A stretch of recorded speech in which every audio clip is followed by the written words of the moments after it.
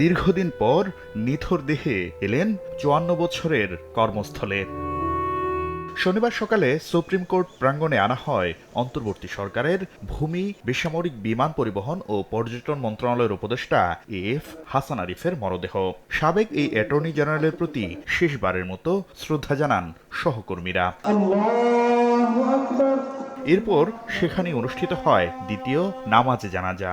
হাসান আরিফের বর্ণাঢ্য জীবনের স্মৃতিচারণ করেন সিনিয়র আইনজীবীরা। ছাত্র জনতার বিপ্লবের পরে বাংলাদেশের নতুন বাংলাদেশের একজন উপদেষ্টা হিসেবে দায়িত্ব পালন করেছেন, সর্বজনের কাছে গ্রহণযোগ্য।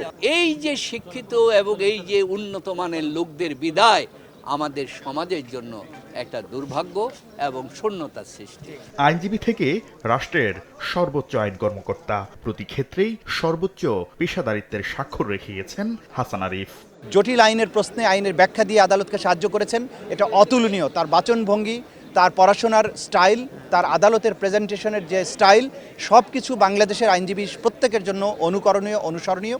তার এই জীবনে তার সততা নিয়ে কেউ কোনো কষ্ট কখনো তোলেনি এবং একদম বিশ্বাসযোগ্য ছিল। তার যে অকাল মৃত্যু, এই মৃত্যুতে জাতির যে ক্ষতি হয়েছে, দেশের যে ক্ষতি হয়েছে, আইন অঙ্গনের যে ক্ষতি হয়েছে, এই ক্ষতি অপূরণীয়। গণতন্ত্রকে অন্তর থেকে বিশ্বাস করতেন, সংবিধানকে সমুন্নত রাখার জন্য একজন যুদ্ধ হিসাবে তারা কেরিয়ার ছিল আর কি। সুপ্রিম কোর্টে জানাজা শেষে মরদেহ নেওয়া হয় সচিবালয়ে। সেখানেও ফুলেল শ্রদ্ধায় সিক্ত হন হাসান আরিফ। তৃতীয় জানাজা শেষে উপদেষ্টা ও সচিবরা বলেন, দেশের ক্রান্তিকালে নিজের অভিজ্ঞতা দিয়ে হাসান আরিফ করে গেছেন নতুন বাংলাদেশ গড়ার কাজ।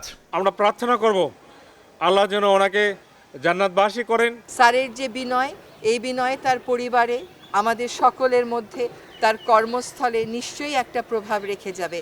জানাজা ও শ্রদ্ধা জানানো শেষে হাসান আরিফের মরদেহ রাখা হয়েছে সিএমএইচে। কানাডা থেকে মেয়ে দেশে ফেরার পর সোমবার শহীদ বুদ্ধিজীবী কবরস্থানে দাফন করা হবে তাকে। 23 তারিখে মিরপুর বুদ্ধিজীবী কবরস্থানে দাফন করব। সময়টা অবশ্যই জোহরের আগে হওয়ার সম্ভাবনা বেশি। বিগত তত্ত্বাবধায়ক সরকারের আমলেও উপদেষ্টার দায়িত্ব পালন করেন হাসান আরিফ। শাকির আহমেদ, সময় সংবাদ, ঢাকা।